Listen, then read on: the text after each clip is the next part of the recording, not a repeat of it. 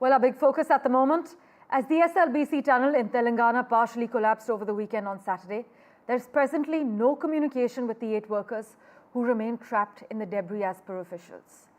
Rescue operations have also been temporarily halted, is what we're being told. And Telangana's Minister, Jupali Krishna Rao, has said that the chances of survival of the 8 people are very remote, though every effort is being made to reach them. But a massive rescue operation has been underway, which involves around 300 trained personnel, as my colleague Uma Sudhir has been reporting. Uma actually joins us live with a quick update at the moment. Uma, as per the details that you've shared, intensifying excavation efforts at this stage could be dangerous. This is what officials have warned. Take us through all the challenges that the team's actually facing on ground zero.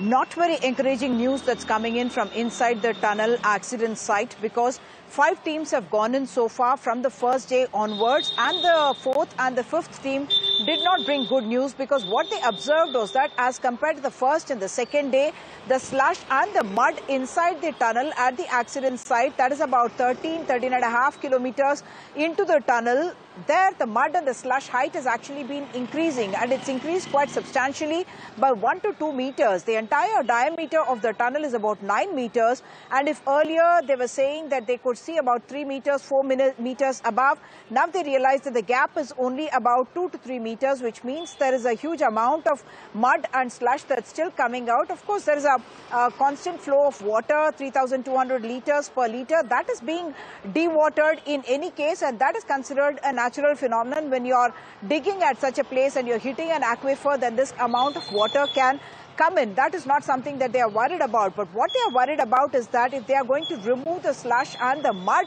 then the structure may become more unstable, and there could be issues of structural stability, and therefore risk to the rescue workers who are working inside trying to find the 8 people who have been trapped inside since 8:30 a.m. on Saturday morning. There has been no contact with those 8 people, 4 of them from Jharkhand, 2 from Uttar Pradesh, 1 from Jammu Kashmir and 1 from Punjab, and all 8 of them, no mobile contact, no walkie-talkie contact. And when they tried to call out the names inside the tunnel, when they reached about 13 kilometers, when they called out the names, there has been no response at all, and therefore there is a big worry about the condition in which these workers may be, and trying to find them, of course, is a huge priority for the government, but they cannot afford to put the rescue workers' life at risk. What I'm told by the sources is that one of the NDRF people in fact tried to get into the slush and go in, and he actually went in about 4 feet deep. And in the slush, that kind of a muddy water, I have been inside the tunnel as well. Just having 1 feet of muddy water, walking through it is very, very difficult. You cannot come out easily when your leg gets stuck inside. It's very difficult to walk even. Imagine going 4 feet and going ahead. They realize that it's more deep and more water coming in, more slush coming in. And therefore, this is going to be a very dangerous operation. And that's the reason why, after the briefing that they have taken, one from the NDRF, the NHDCIL, the National Highways Infrastructure Development, which was in fact involved in the Uttarakhand operation as well. Mr. Anshul from NHDCIL also gave that input, saying that the height that he saw on the second trip when he went and on the 4th trip that he went, the height had increased almost 1 meter is what he had said.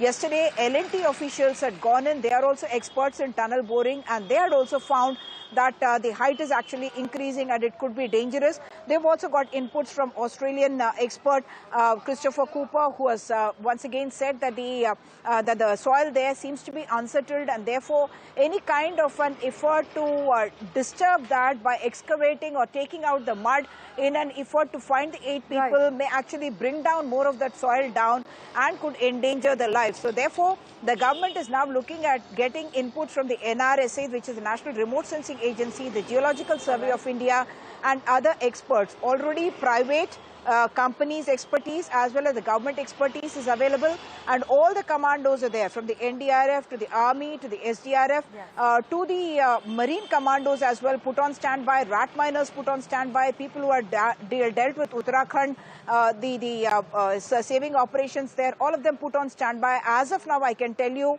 that there are no rescue workers inside the tunnel. They are going to take a call after Uttam Kumar Reddy, Irrigation Minister, and Deputy Chief Minister Batti Vikramarka Vikramarka come in, and they are briefed by the officials and people who had gone inside, and then a call will be taken on what next to do. Back to you. Right, as Uma is reporting, a team of expert rat miners who were known for their successful rescue operation in Uttarkashi Silkyara tunnel collapse last year have arrived for assistance. But Uma, in terms of the fifth team that returned from inside the tunnel, you mentioned that they've reconfirmed the fears, but take us through what they've said in their assessment.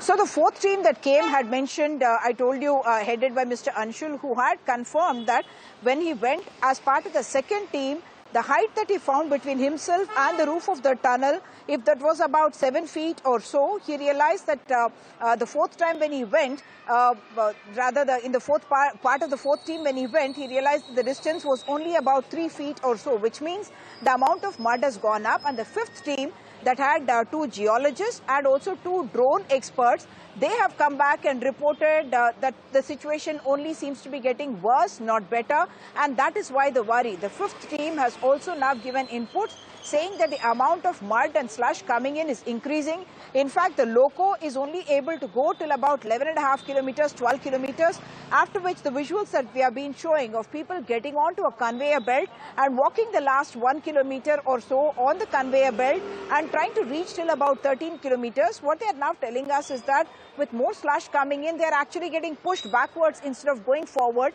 And going forward means getting into that slush and mud, and the option there could be of excavation. They did send in excavators yesterday as well, but even the excavators cannot work intensively removing the mud, because the danger is there that there could be either a sudden gush of more water and mud coming in, or there could be a gradual increase, both of which are quite dangerous for the rescue teams that are operating there on the ground. And that's the reason why, with all these inputs and inputs from other sources as well, which can talk about the topography of the area. Remember, this is about 400 meters below the ground level that we are talking about. Earlier, we had spoken about trying to get a vertical kind of reach to them, drilling straight inside 400 meters.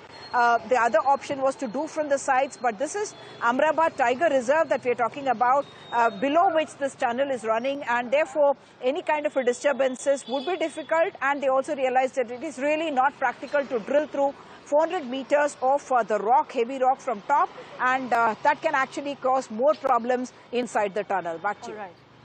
As always, Uma, thank you so much for joining us with all the details.